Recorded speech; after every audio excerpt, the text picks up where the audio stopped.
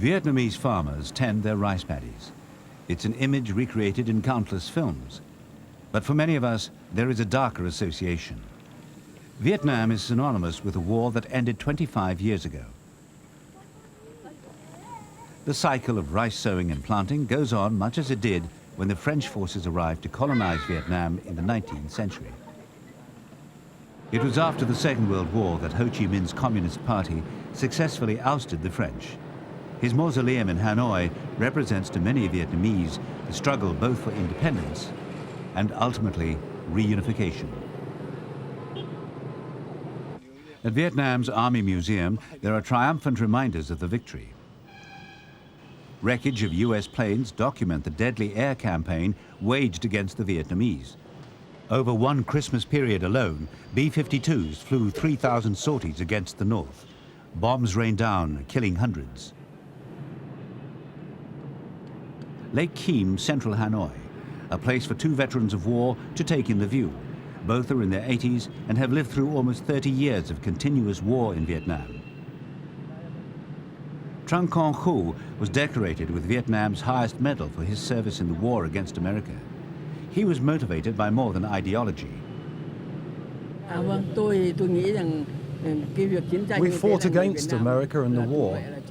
Firstly, because we love our country, not for communism. We were led by our president, Ho Chi Minh.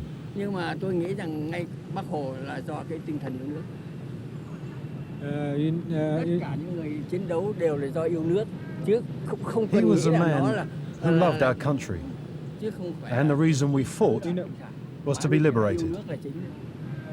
Nguyen Ly fought the French, surviving capture and imprisonment. The landscape he surveys today is very different from then. There are lots of changes in our country, many good changes. There are a lot of changes. We've put a great deal of effort into the country ourselves, and we've had help from other countries to have the good days like today. All the nations in the world are our friends. In just a decade, the cities and towns of Vietnam have been transformed. The collapse of the Soviet bloc, one of the main trading partners, led Vietnam's communist leaders to think the unthinkable. They relaxed the rigid economic controls. Policies of collectivization and nationalization have steadily been thrown away. Foreign investment has been encouraged. Diplomatic and economic links established with the United States. There is a new entrepreneurial spirit in the country.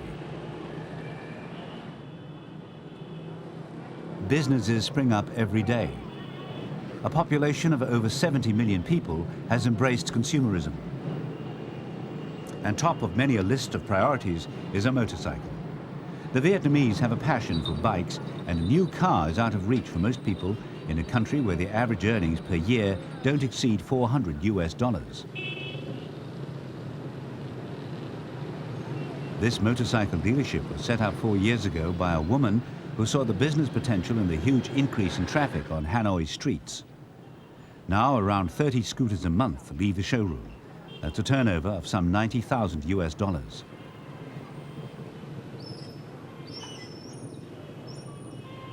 Na is a 28-year-old law graduate and is determined to cultivate the new attitudes. They're willing to, when they can make money, they're willing to spend. They're willing to invest in their own business, or they can join together to make a business. They can learn a lot of technology. They can learn the technology the people teach. They can learn. In the countryside, the pace of change is slower. These brickworks have used the same techniques for decades. Everything in the process is done painstakingly by laborers, brick by brick. In many of Vietnam's traditional industries, there's a chronic lack of investment and too much bureaucracy. Vietnam can't compete with more efficient Asian neighbors. The government has come up with what it thinks may be a more immediate solution to the desperate quest for hard currency. Paddy fields are giving way to golf courses across the country. it would have seemed unthinkable 25 years ago that the favorite sport of many a capitalist in the West would be used to entice tourists. Kings Island Golf Resort in the northeast of Vietnam employs 450 people. All its young caddies are women. Tria is a regular on the course. Each weekend she does several circuits of the 18 holes. Instead of doing back-breaking work in the fields with her parents and 8 brothers and sisters, she can take her earnings and tips back to her family. But she is worried the course isn't attracting enough foreigners. If there were more golf courses in Vietnam and more visitors came, then it would create more jobs here and make my job more secure. At the moment, I only work 15 days a month, and I would like to work more. Golfers can tee off at 5 other major golf courses across Vietnam. But as yet, not enough golfing holidays have been taken up. The high cost of the tours and lack of transport links have been blamed. Those that play at Kings Island are almost all foreign workers based in Hanoi.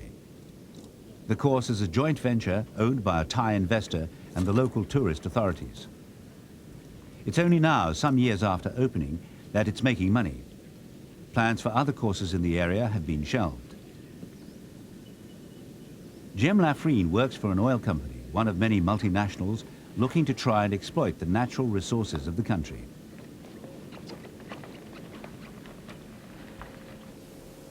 Like the other expats, he pays $15,000 a year for the privilege of spending his weekends at the island. The club boasts 500 regular members. Only a few of those taking to the greens are Vietnamese. Few can afford the high price for access to the clubhouse. Though, as more people exploit the opportunities in Vietnam, membership is expected to widen.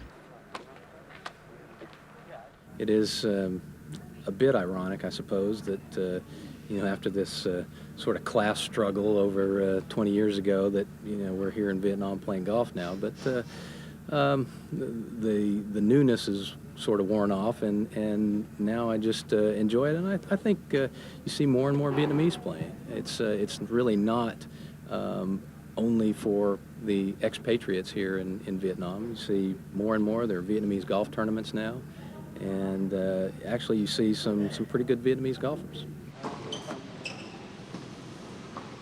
With golf still only the preserve of the few, many Vietnamese have discovered tennis.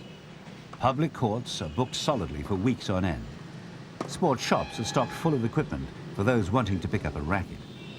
Alongside the consumer boom has been the desire for more leisure time and more activities.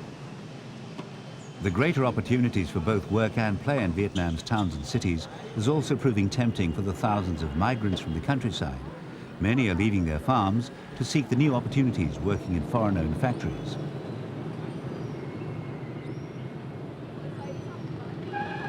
Vietnam is gradually shaking off its colonial past.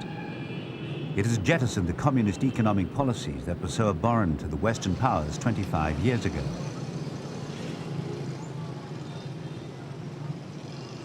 For all that the bright lights have replaced the communist banners, Vietnam remains a one-party state with a little hint that the leadership wants to relax its hold on power. The country is overpopulated and half its people live below the poverty line. Many Vietnamese say they won the war and lost the peace. Now they have the economic muscle, the consumers of the Socialist Republic may soon wonder whether political power will one day come their way.